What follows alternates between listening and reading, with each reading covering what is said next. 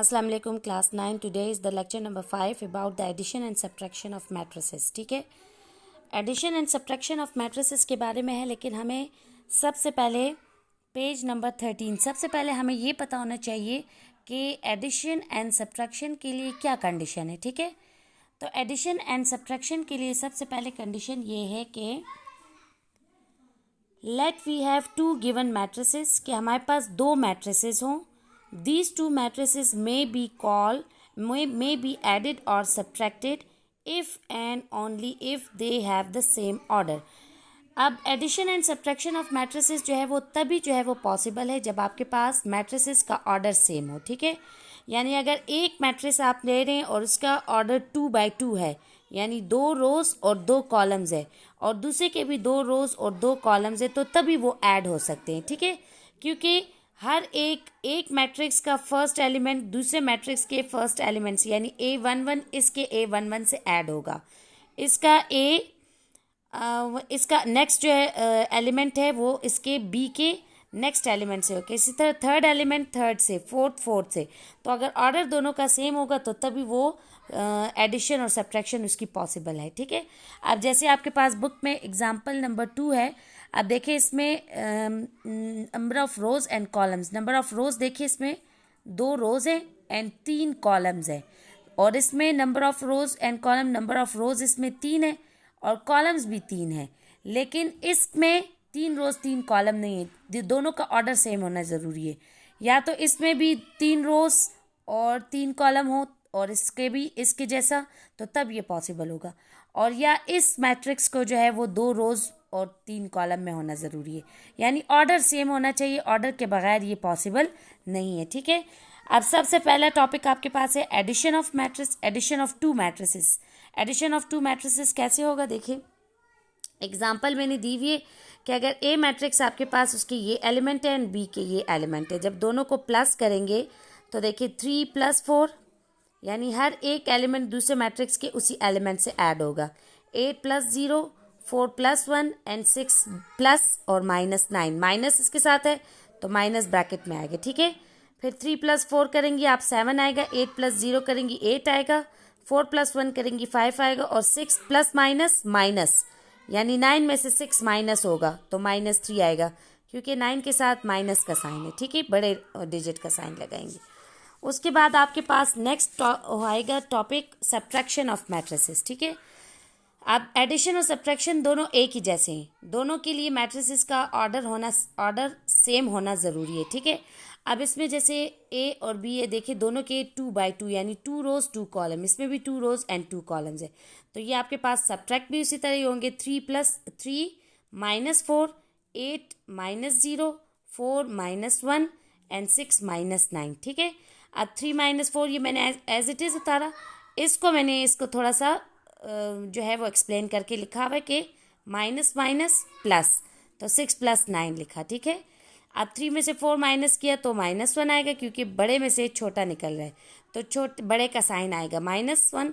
8 - 0 तो 8 ही आएगा, 4 में से 1 गया 3 एंड 6 + 9 = 15। ठीक है, ये एडिशन एंड सब्ट्रैक्शन था। अब आपकी एक्सरसाइज 1.3 स्टार्ट हो रही है। आपकी बुक की एक्सरसाइज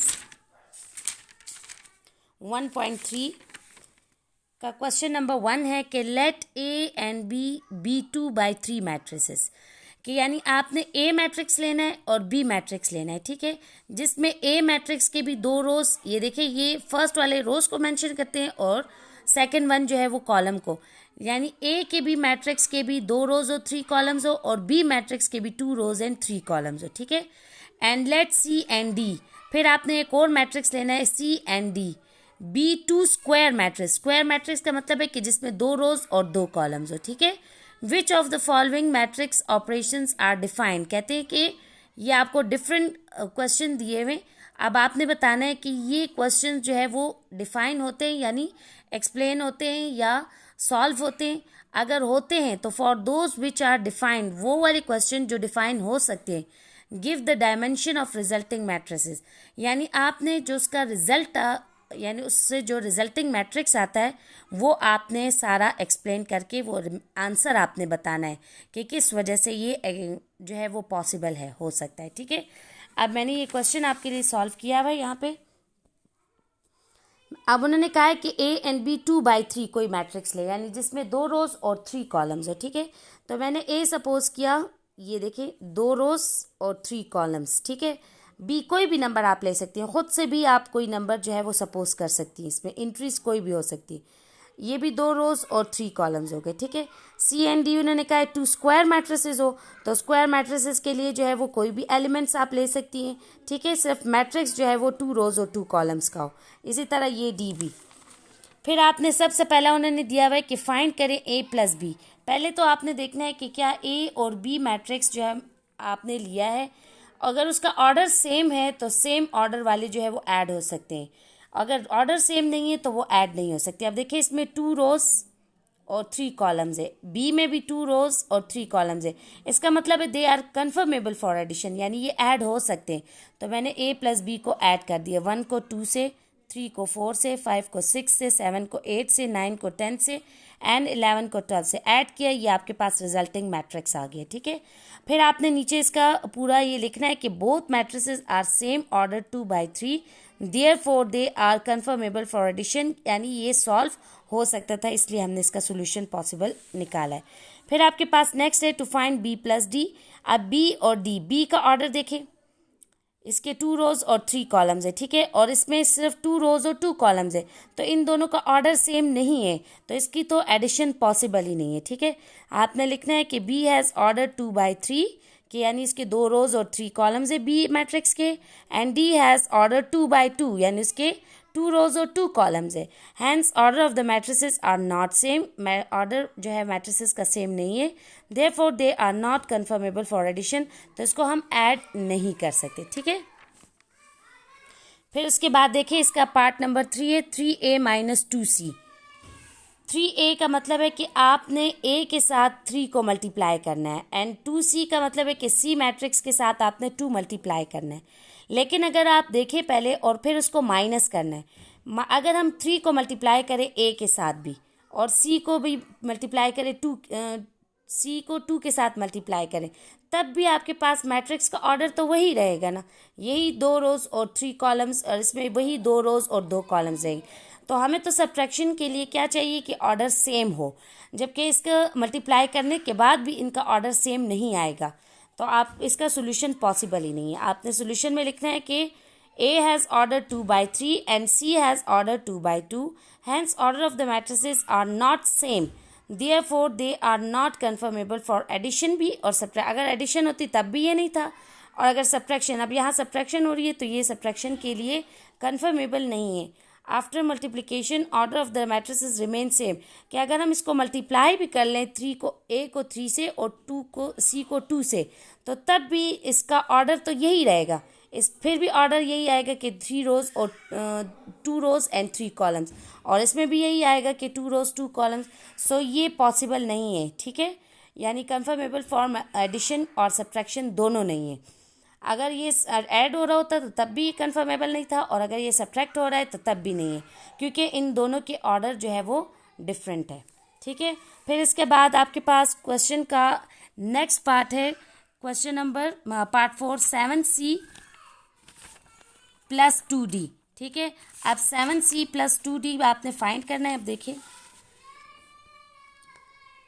7c प्लस 2d, अब c के साथ 7 मल्टीप्लाई करना है एंड d के साथ 2 मल्टीप्लाई करना है पहले, ठीक है। तो ये आपके पास मैट्रिक्स c और ये आपके पास मैट्रिक्स d, क्योंकि दोनों का ऑर्डर सेम है।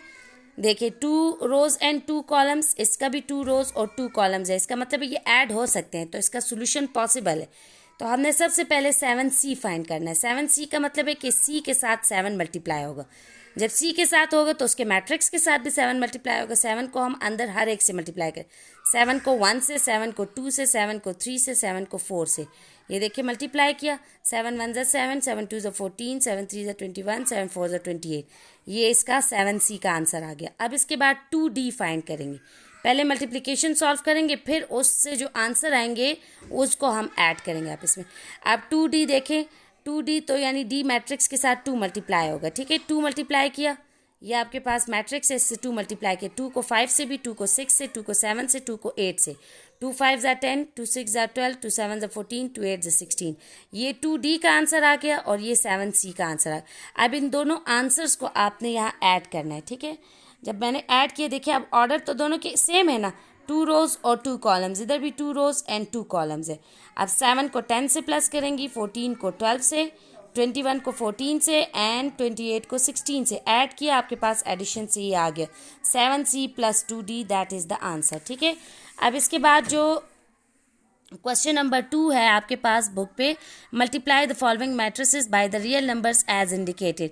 इसमें जो पार्ट 1 है ये बच्चों आप लोगों ने खुद करना है एंड पार्ट नंबर 2 मैं आपको करवा रही हूँ। मल्टीप्लाई बी, ये बी मैट्रिक्स दिया हुआ है और इसको पी से मल्टीप्लाई करना है। ये belongs to real number, real number का मतलब है कि ये सब रियल नंबर्स में आते हैं, ठीक है। अब आपने इस पूरे मैट्रिक्स को पी से मल्टीप्लाई करना है। देखिए ऐसे बी मैट्रिक्स लिया और इसको आपने पी से मल्टीप्लाई करना है, तो पी से करेंगी, पी को ए से, पी को बी से, पी को सी से, पी को डी से, पी को ई से एंड पी को एफ से, ठीक है। ये मल्टीप्लाई किया तो आपके पास क्या आएगा, P A, P B, P C, P D, P E and P F, ठीक है। ये मल्टीप्लिकेशन के बाद भी आपके पास यही रहेगा क्योंकि पी ए पी बी ये दोनों वेरिएबल्स आर डिफरेंट, सो यही वेरिएबल्स दोबारा आएंगे, ठीक है। ये आपका जो है क्वेश्चन नंबर 2 का हो गया। और अब आपने होमवर्क में जो है इसी का पार्ट नंबर 1 आपने होमवर्क से करना है, ये वाला पार्ट, ठीक है। Okay girls, this is all about the lecture number 5। Thank you so much.